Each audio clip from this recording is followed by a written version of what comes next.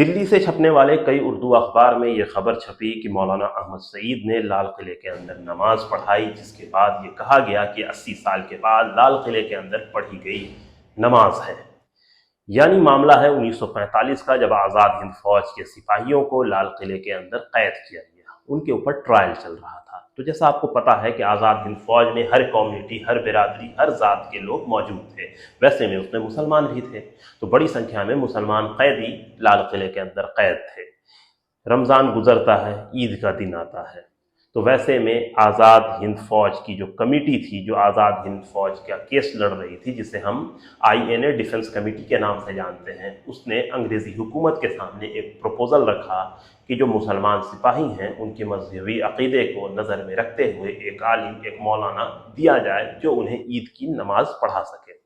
वैसे में जमीयत उलमा हिंद के बड़े लीडर, जिनका नाम मौलाना अहमद सईद था, उन्हें मौका मिला और वो उन्होंने लाल किले के अंदर जाकर ईद की नमाज पढ़ाई। ये उस ज़माने में अखबार की सुर्खी बनी, और उसकी एक ख़ास वजह यह है कि 1857 सितंबर के महीने में जब मुग़लों का ज़वाल हुआ, उसके बाद लाल किले पे पूरी तरह से अंग्रेज़ों ने अपना कब्ज़ा जमा लिया, जिसके बाद ऑथेंटिक रूप से लाल किले के अंदर कभी नमाज न पढ़ी गई। लेकिन 1945 में जब आज़ाद हिंद फौज के सिपाहियों को बर्मा और अलग अलग इलाकों से गिरफ्तार करके हिंदुस्तान लाया गया, उन्हें लाल किले में रखा गया, उनके ऊपर ट्रायल चलाया गया, तो वैसे में एक मौका आया जब हिंदुस्तानी सिपाहियों ने लाल किले के अंदर नमाज पढ़ी। और आज़ाद हिंद फौज का जो ट्रायल है लाल किले का, वो भी अपने में यूनिक है, उसकी भी बहुत सारी वजूहात है। जैसा आप सभी लोग जानते हैं कि बर्मा में नेताजी सुभाष चंद्र बोस ने बहादुर शाह जफर के कब्र पे जाकर ये हलफ लिया था कि हम दिल्ली दिल्ली जाएंगे, हम अपना हिंद बनाएंगे।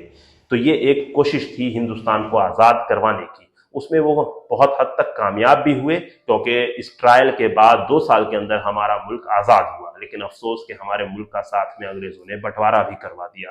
लेकिन ये अपने में एक यूनिक, अपने में एक नायाब कहानी थी कि किस तरह से आज़ाद हिंद फौज की वजह कर 80 साल के बाद, यानी 1857 से एक लंबा वक्फा गुजर गया, उसके बाद आज़ाद हिंद फौज की सिपाहियों की वजह कर लाल किले में एक बार फिर से नमाज हुई, लोगों ने नमाज अदा की।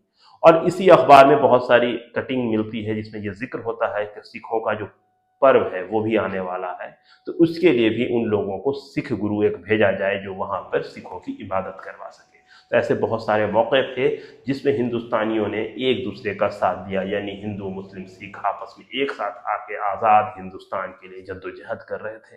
वैसे भी ये एक कहानी अपने में बहुत यूनिक, अपने में बहुत नायाब है।